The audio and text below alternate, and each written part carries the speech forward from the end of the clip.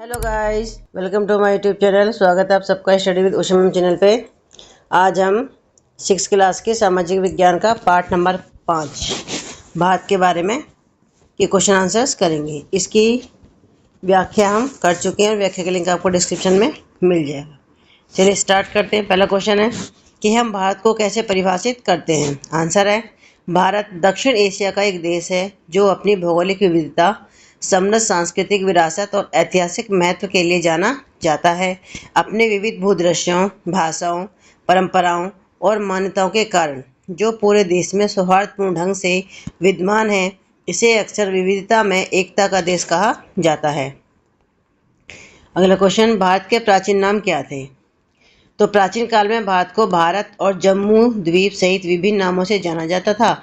भारत नाम प्राचीन राजा भरत के नाम पर पड़ा है और प्राचीन ग्रंथों में भारतीय उपमहाद्वीप का वर्णन करने के लिए जम्मू द्वीप शब्द का प्रयोग किया जाता था।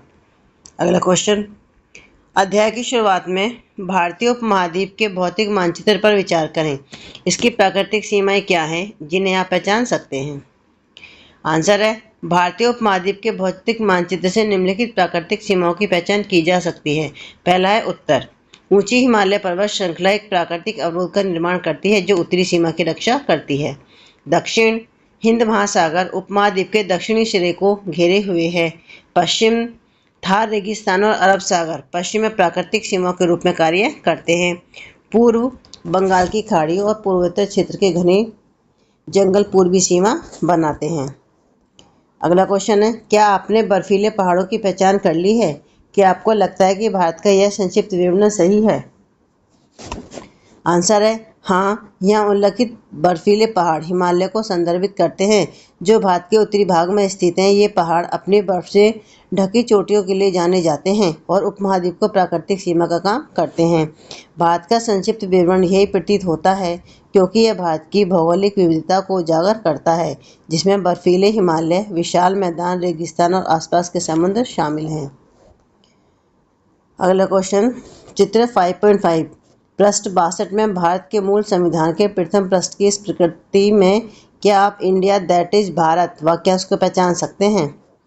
आंसर है, हाँ, इंडिया दैट इज भारत वाक्यांश भारत के मूल संविधान के पहले अनुच्छेद में आता है। इसका उल्लेख अनुच्छेद 1 में है। इंडिया अर्थात भारत राज्यों का संघ होगा। यह वाक्यांश देश के दोहरे नाम को उजागर करता है तथा संविधान में इंडिया और भारत दोनों को आधिकारिक नाम के रूप में मान्यता देता है। अगला क्वेश्चन है, अध्याय के आरंभ में दिए गए उद्धरण का क्या अर्थ हो सकता है, इस पर चर्चा करें। आंसर है, यह उद्धरण बताता है कि भारत की आध्यात्मिक और सांस्कृतिक एकता के मूल सिद्धांत प्राचीन काल में स्थापित किए गए थे। ये सिद्धांत पीढ़ी दर पीढ़ी चले आ रहे हैं और इतिहास के दौरान देश भर के लोगों की जीवन शैली को आकार देते रहे हैं। अगला क्वेश्चन है कि सत्य या असत्य आपको बताना है। पहला है कि ऋग्वेद भारत के संपूर्ण भूगोल का वर्णन करता है, तो आंसर है गलत, यानी ये असत्य है। दूसरा, विष्णु पुराण संपूर्ण उपमहाद्वीप का वर्णन करता है, तो ये सत्य है। तीसरा, अशोक के समय में जम्मू द्वीप में आज का भारत, अफगानिस्तान के कुछ हिस्से, बांग्लादेश और पाकिस्तान शामिल थे, तो ये सत्य है। फोर्थ, महाभारत में कश्मीर, कच्छ और केरल सहित कई क्षेत्रों की सूची दी गई है, तो ये सही है। हिंदुस्तान शब्द पहली बार 2000 साल से भी पहले एक ग्रीक शिलालेख में दिखाई दिया था, तो ये गलत है। 6, प्राचीन फारसी में हिंदू शब्द हिंदू धर्म को संदर्भित करता है, ये असत्य है। 7, भारत नाम विदेशी यात्रियों द्वारा भारत को दिया गया, ये गलत। अगला क्वेश्चन है, अगर आप लगभग 2000 साल पहले पैदा हुए होते तो और आपको अपने देश का नाम रखने का मौका मिलता तो आप कौन सा नाम चुनते और क्यों। अपनी कल्पना का इस्तेमाल कीजिए। आंसर है, अगर मैं लगभग 2000 साल पहले पैदा हुआ होता और मुझे अपने देश का नाम रखने का मौका मिलता तो शायद मैं संघमित्र नाम चुनता। यह नाम विविधता में एकता वाले देश की भावना को दर्शाता है क्योंकि संघ का अर्थ है समुदाय या समूह और मित्र का अर्थ है मित्र।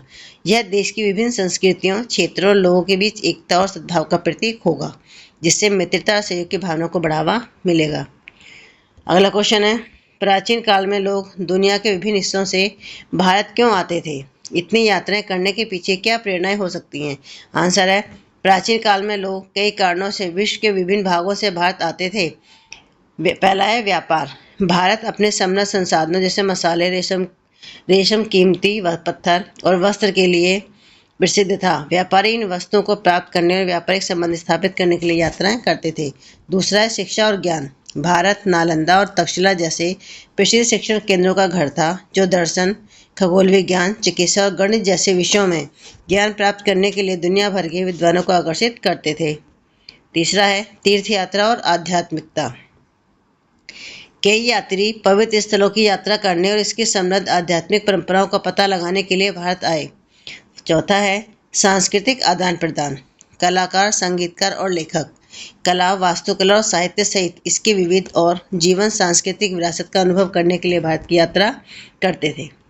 तो देखिए, ये इस चैप्टर के बहुत ही इंपॉर्टेंट क्वेश्चन थे, जो आपके एग्जाम के पॉइंट ऑफ व्यू से काफ़ी इम्पोर्टेंट है। प्लीज़ मेरे चैनल को लाइक और सब्सक्राइब ज़रूर करें, साथ ही और बच्चों को भी शेयर करें, जिससे और बच्चों को भी इसका बेनिफिट मिल सके। और आप कमेंट करके भी बता सकते हैं कि क्वेश्चन आपको कैसे लगे। आज की वीडियो में बस इतना ही। मिलते हैं आपसे नेक्स्ट वीडियो में। Thank you.